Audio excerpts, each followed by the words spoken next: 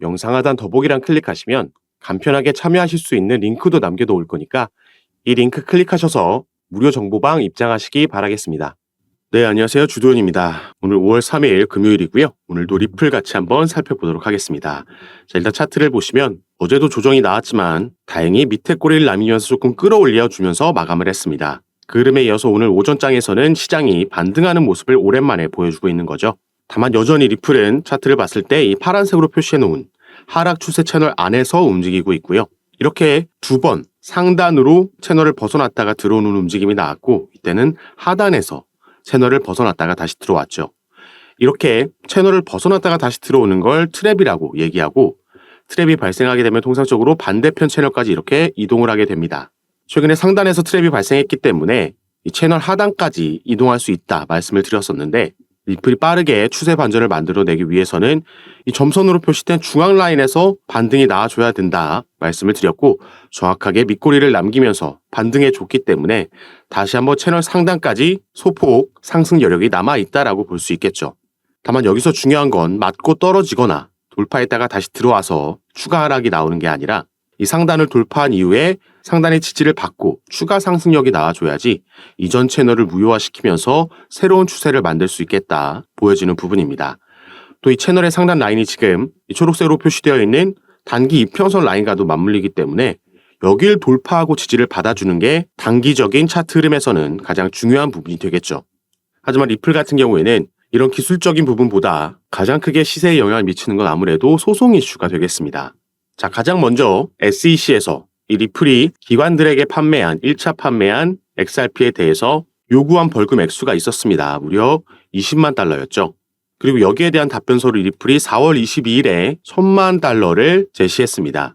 그리고 나서는 다시 한번 이제 SEC 측에서 5월 6일 날짜로 서류를 제출했어야 되는데, 이 부분을 이 담당 판사가 4월 29일까지 제출하라고 스케줄을 앞당겼고요. 때문에 SEC는 이미 이번 주에 답변서를 제출을 한 거고, 여기에 대해서 리플 같은 경우에는 자, 여기 보시면 SEC가 4월 29일 월요일까지 답변서를 제출하는 거였고, 리플은 여기에 대해서 3영업일 후에 또 여기에 대한 답변서를 제출해야 됩니다. 때문에 오늘 날짜로 미국 시간으로 이제 리플도 제출을 하게 되는 거고, 원래는 이 서류를 제출하고 비공개로 제출하고 다음날 만나서 양측이 미팅을 가지죠. 여기서 이 서류에서 가릴 걸 가리고 이 부분의 협의를 거친 다음에 다음 날 이 서류가 공개가 됐었습니다. 그런데 이 스케줄이 이렇게 앞당겨지고 변경되다 보니까 이번 주 월요일 날 SEC에서 제출한 서류도 공개가 되지 않았고, 때문에 오늘 제출 예정인 리플의 서류도 언제 공개될지 아직은 미정입니다. 제가 항상 이 서류들이 공개될 때마다 원본을 입수해서 중요한 부분들은 번역해서 카톡방에서 가장 먼저 공유해드렸었는데, 일단 추후 공개되는 서류들도 이런 식으로 카톡방에서 공유해드리면서 시장은 여기에 어떻게 반응하는지 확인하면서 대응도 함께 도와드릴 거니까요. 이런 부분 받아보시고 투자 판단하시면 좋을 것 같습니다. 카톡방에서는 이런 정보들 외에도 실질적인 타점과 비중, 그리고 거시경제 이슈들도 말씀드리면서 시장은 어떻게 반응하고 우리는 어떻게 대응하면 좋은지 말씀드리면서 함께 매매 진행하고 있으니까 여러분들께서도 들어오셔서 이런 정보들 받아보시면서 함께 투자하시면 좋을 것 같습니다. 카톡방 참여하시는 방법은 영상 밑에 더보기란 클릭하시면 제가 링크를 2가지 남겨놨습니다. 현재 여러분들께서 영상을 핸드폰으로 시청하고 계시다면 위에 있는 첫 번째 링크 클릭하시면 저에게 문자 보내실 수 있도록 화면이 전환될 거고, 여러분들께서는 전송 버튼만 눌러주시면 제가 이 문자를 확인하는 대로 순차적으로 연락드려서 카톡방 초대를 도와드릴 거고요. 또 문자 전송이 힘드시거나 현재 영상을 컴퓨터로 시청하고 계시다면 밑에 있는 2번째 링크 통해서도 동일하게 참여가 가능하십니다.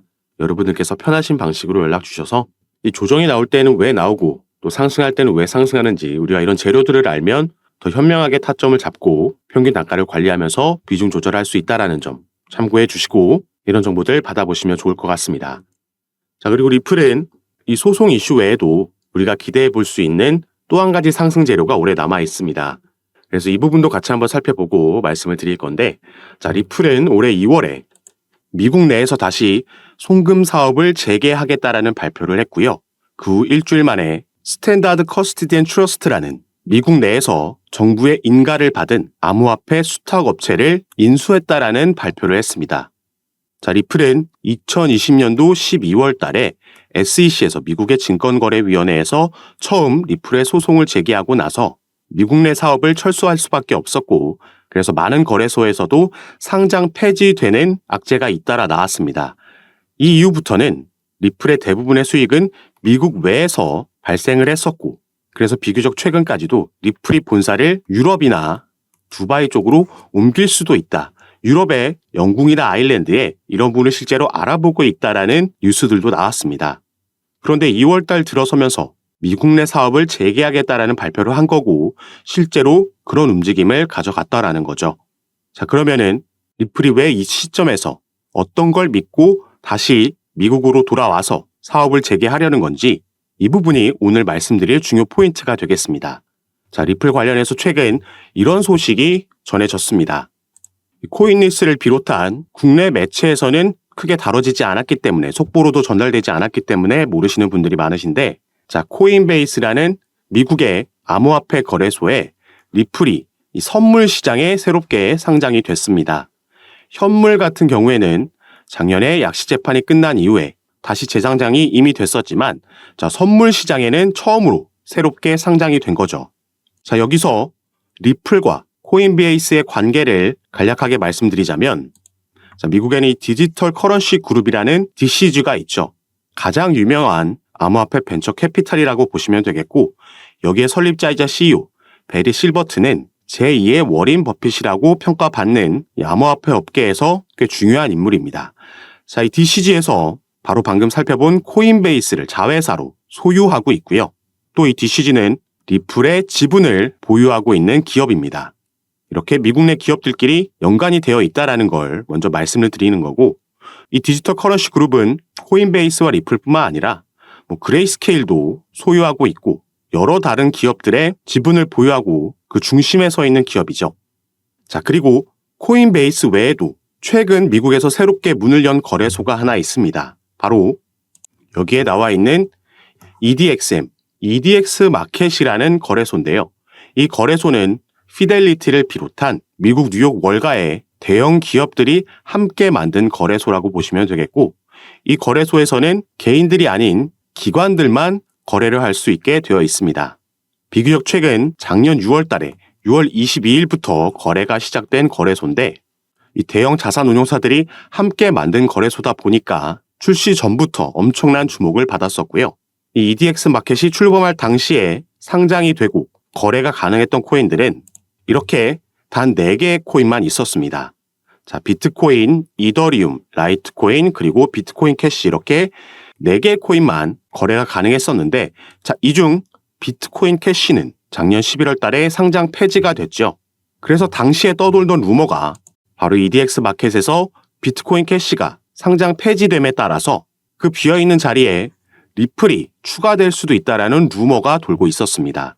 다만 이 부분은 실제로 진행되지는 않았고 당시에, 그렇기 때문에 시간이 지남에 따라 조금 이 루머가 수그러든 모습을 보이고 있는데, 자, 그런데 코인베이스에서 이 리플을 선물 시장에 신규 상장했다라고 조금 전에 말씀을 드렸죠. 이게 얼마 전인 2월 23일 날 이런 일이 있었던 거고요. 그래서 우리가 코인베이스의 홈페이지에 가서 이 선물 시장 쪽을 살펴보면, 자, 이 영구 선물 시장 쪽에는 상장되어 있는 코인들이 많지 않고요. 그래서 밑에서 이 소개되어 있는 코인들을 보면 단 4개의 코인밖에 없습니다. 자, 이 코인들은 비트코인, 이더리움, 라이트코인, 그리고 최근 추가된 바로 리플의 XRP죠. 자, 위에 3개의 코인, 방금 우리가 살펴본 코인들이죠. 바로 이 EDX 마켓에 이제 비트코인 캐시가 상장 폐지되고 나서 남아있는 3개의 코인들입니다. 비트코인, 이더리움, 라이트코인. 지금 이런 연관성이 보이고 있는 거고요. 미국의 증권거래위원회 위원장 이 게리 갠슬러라는 인물도 작년에 이러한 발언을 했습니다. 자, 비트코인, 이더리움, 라이트코인, 비트코인 캐시는 증권 여부를 장담하기 어렵다. 이렇게 발언을 한 거죠. 자, 이 4개의 코인도 아까 우리가 살펴봤던 EDX 마켓이 출범할 당시에 상장되어 있던 그 4개의 코인들입니다. 그리고 현재는 우리가 살펴봤듯이 비트코인 캐시는 상장 폐지가 된 거고, 바로 이 자리에 리플의 XRP가 상장될 수 있다라는 전망을 해보고 있는 거죠. 리플이 계획을 바꾸면서 미국 내 다시 돌아오겠다, 미국 내 사업을 재개하겠다 발표했던 그 배경에는 여러 미국의 대형 기관들, 당장 EDX 마켓에도 피델리티를 비롯한 기관 투자자들이 대거 함께하고 있고, 또 DCG, 여기에 코인베이스까지 전부 미국 내 대형 기업들이죠. 리플과 하나같이 연관성이 있는 기업들이고, 그래서 우리가 기사나 속보에서 많이 찾아볼 수 있는 뉴스가 리플의 시세는 하락하고 있지만 이런 저점대마다 고래들, 기관 투자자들은 매집한다라는 기사를 많이 볼 수 있었던 겁니다. 당연히 이 기관 투자자들은 이러한 주요 내용들이 오피셜하게 뉴스로 발표되기 전에 미리 그 소식을 알 수밖에 없겠죠. 그래서 우리가 다른 코인들에서도 볼 수 있는 게 갑자기 급등하는 코인들이 있는데 왜 오르지 하고 몇 시간 뒤나 다음 날에 이 코인이 어느 거래소에 새롭게 신규 상장된다라는 속보가 그때서야 뜨는 거 많이 경험해 보셔서 아실 겁니다. 그리고 지금 SEC와 진행하고 있는 소송 같은 경우에도 리플에게 불리할 게 전혀 없는 상황입니다. 최근 이 소송 관련 이슈로는 이 SEC의 책임 변호사가 리플과 코인베이스의 소송을 담당하고 있던 암호화폐 소송부서 책임자 이 라단 스튜어트가 SEC를 떠났다는 소식이 전해졌고요. 그러면서 화이트 앤 케이스라는 최근 피델리티가 비트코인 ETF 서류를 제출할 때 여기에 자문을 제공한 로펌에 새롭게 이직을 하게 됐다는 소식이 전해졌습니다. 그리고 직접적으로 SEC와 리플이 벌이고 있는 소송 외에도 제가 이전 영상들에서 말씀드렸던 지금 SEC 내에서 진행되고 있는 이 조사 결과에 따라서 이 조사라는 건 2021년도에 인파워 오버사이트가 SEC를 상대로 소송을 제기했던 전직 SEC 관리들이 리플과 XRP에 대한 편견을 가지고 있다는 주장, 여기에 대한 조사가 진행되고 있는 거고요. OIG가 이 수사를 진행하고 있는 여기서 불법 행위를 발견하게 되면 SEC는 항소 계획을 종료할 수 있으며 당연히 이건 리플에게 호재로 작용을 할 겁니다. 이것뿐만 아니라 함께 진행되고 있는 SEC와 코인베이스의 소송에서 코인베이스는 현재 SEC가 미국 암호화폐 거래소를 규제할 법적 권한이 없다라고 주장하면서 기각 신청서 모션 투 디스미스를 제기를 한 상황입니다. 그리고 이 부분은 언제든지 법원 판결이 지금 나올 수 있는 상황인 거죠. 이 소송을 관장하고 있는 판사는 이미 양측의 구두 변론까지 다 들은 상황입니다. 이 두 가지 변수 모두 리플에게 긍정적으로 작용할 수 있는 부분이고 또 올해는 미 대선까지 있기 때문에 이 이후에는 SEC 위원장 게리 갠슬러는 상당히 높은 확률로 교체될 가능성이 있다라고 보여지고 있죠. 그리고 오늘 중점적으로 살펴본 이 EDXM 상장 이슈도 어마어마한 호재로 작용할 수 있습니다. 그래서 이 당시에 작년 6월 달에 EDX 마켓이 출범됐을 때 여기에 상장돼 있던 4개의 코인 당연히 엄청난 상승력 보여줬고요. 지금은 상장 폐지됐지만 이 4개의 코인 중 하나였던 비트코인 캐시는 단기간 안에 무려 이 당시에 200% 상승하는 모습을 보여줬습니다. 자, 리플이 만약에 여기에 상장되게 되면 당연히 비트코인 캐시보다 코인 시장에서는 시장의 주목을 많이 받고 상징적인 코인이 있기 때문에 지금은 우리가 상상도 할 수 없는 급등하는 모양새도 충분히 나올 수 있다 보여지는 부분이죠. 그래서 제가 당연히 새롭게 나오는 소송 소식들도 제가 카톡방에서 전부 무료로 공유해드리고 있으니까 여러분들께서도 이런 정보들 받아보시고 투자 판단에 참고하셔서 매매 진행하시면 더욱 좋을 것 같습니다. 그리고 카톡방에서는 오늘 살펴본 리플뿐만 아니라 다른 이슈가 있는 코인들 마찬가지로 상담 도와드리면서 타점과 비중을 공유해드리고 함께 매매 진행하고 있으니까 여러분들께서도 이런 부분 받아보시면서 조금 더 전략적으로 안전하게 함께 투자하실 수 있었으면 좋겠습니다. 자, 카톡방에 참여하시는 방법은요. 영상 밑에 더보기란 클릭하시면 간편하게 참여하실 수 있게 제가 링크를 남겨놨습니다. 여러분께서 지금 영상을 핸드폰으로 시청하고 계시다면 가장 위에 있는 링크 클릭하시면 저에게 문자 보내실 수 있도록 자동으로 화면이 전환이 될 거고요.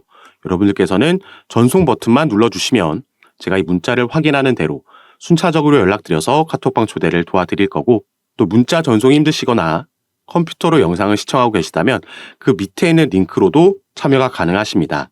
여러분께서 편하신 방식으로 연락 주셔서 제가 드리는 정보들 타점과 비중 받아보시면서 투자 판단에 참고하시고 매매 진행하시면 더욱 좋을 것 같습니다. 자, 그럼 오늘 내용이 여러분들께 도움이 되셨으면 하는 바람으로 영상 마무리하도록 할 거고요. 저는 다시 카톡방에서 여러분들 대응 도와드리고 상담 도와드리면서 찾아뵙도록 하겠습니다. 감사합니다.